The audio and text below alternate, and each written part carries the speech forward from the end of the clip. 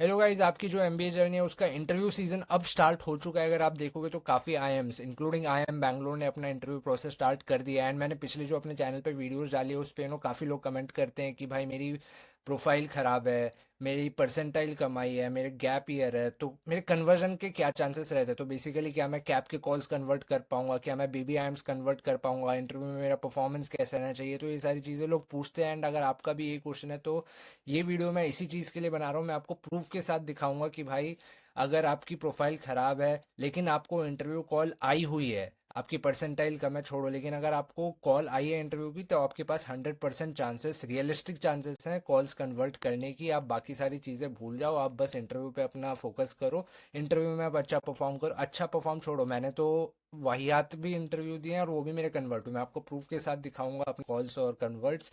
But सबसे पहले यही बोलना चाहता हूँ कि आप इंटरव्यू पे अपना ध्यान दो, इंटरव्यू पे फोकस करो, बाकी चीज़ें भूल जाओ। ठीक है। और बेबी आई एम छोड़ो, मैं आपको ओल्ड आई एम्स तक के कन्वर्जन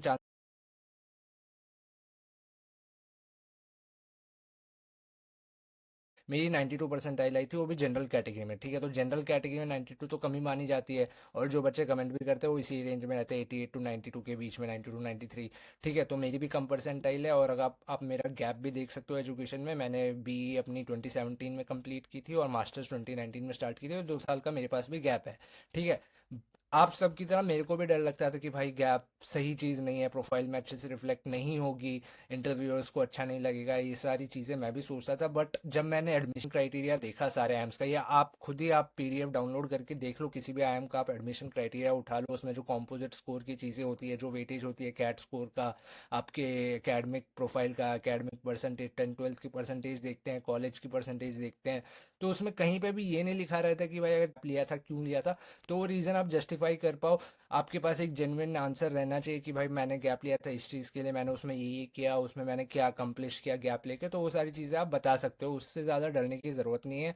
और कुछ लोग सोचते हैं कि मैं यहाँ पे प्रपंच कर लूंगा, मैं एक फेक एक्सपीरियंस लेटर बना लूंगा। मैं भी पहले सोचता था कि भाई मैं भी अपना फेक एक्सपीरियंस बना लेता हूँ 2 साल का।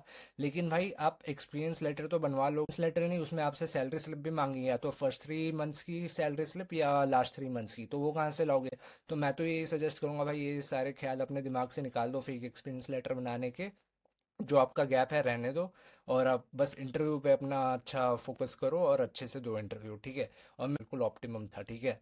एंड उसके बाद देखो, ये मेरा आईएम अमृतसर का रिजल्ट आई थी, उसी में मेरा एमबीए प्रोग्राम अमृतसर का कन्वर्ट हो गया था विद मतलब अच्छा इंटरव्यू में मैंने परफॉर्म किया था। ठीक है। फिर दूसरे पे आ जाते हैं। ये है सैप का। ठीक है, तो सैप का इंटर बता दिए थे, दो में थोड़े मतलब जनरल टाइप के क्वेश्चन से, लाइक उसने मेरे स्टेट के बारे में कुछ क्वेश्चंस, जनरल क्वेश्चंस पूछे थे जो कि मैं पूरे तरीके से नहीं बता पाया, तो आप लगा सकते हो एवरेज से ऊपर गया था बहुत। आ जाते हैं, और सैप में दोनों आते हैं, बौद्ध गया और जम्मू, तो मेरे को जम्मू का भी आया था, उधर मैंने डाला नहीं है, बट बहुत। उसने अगर 15 क्वेश्चन पूछे थे तो मैंने 10 या 11 बोल दिए थे कि मेरे को नहीं पता है, तो काफ़ी वाहियात इंटरव्यू गया था, बहुत ख़राब। और इसकी जब रिजल्ट आई थी तो मेरा वेट लिस्ट आया था, पता नहीं हज़ारों में आया था। ठीक है।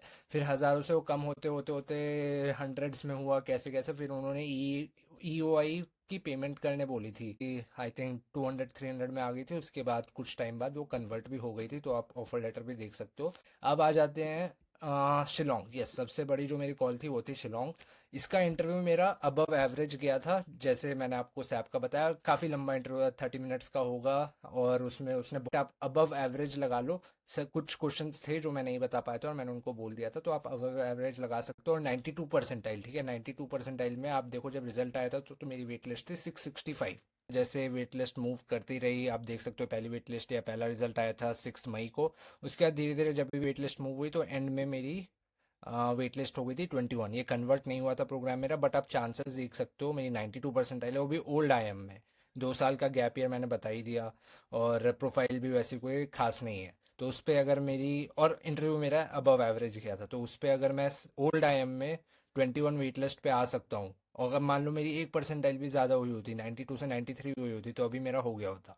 तो भाई ओल्ड आईएम्स का दिखा रहा हूँ कि 92 93 परसेंटाइल पे भी कहीं, मेरा वीडियो बताने का यही मकसद था भाई, कि आप इंटरव्यू पे अपना फोकस करो, बाकी चीज़ें होती रहेंगी। आपको ज़्यादा वो वैसे भी वो चीज़ आपके कंट्रोल में है नहीं। अब आप कि प्रोफाइल जैसी भी आप उसको चेंज तो कर नहीं सकते हो, आपके हाथ में जो है वो तो इंटरव्यू ही है, तो इंटरव्यू में भाई अच्छा परफॉर्म करो। और मैंने तो ये भी दिखा दिया, इंटरव्यू अगर आपका एवरेज भी जाए या वाहियात भी जाए तब भी कन्वर्ट हो सकता है पहली बार में ना हो, वेट लिस्ट चलती रहेगी, हो जाएगा बाद में। तो ठीक है, आप इंटरव्यू पे अपना फोकस दो, और कमेंट्स में अगर आपको कोई डाउट हो तो पूछ सकते हो, मैं अपने नॉलेज पे आंसर करने का ट्राई करूँगा। So that's it for this video, thank you for watching.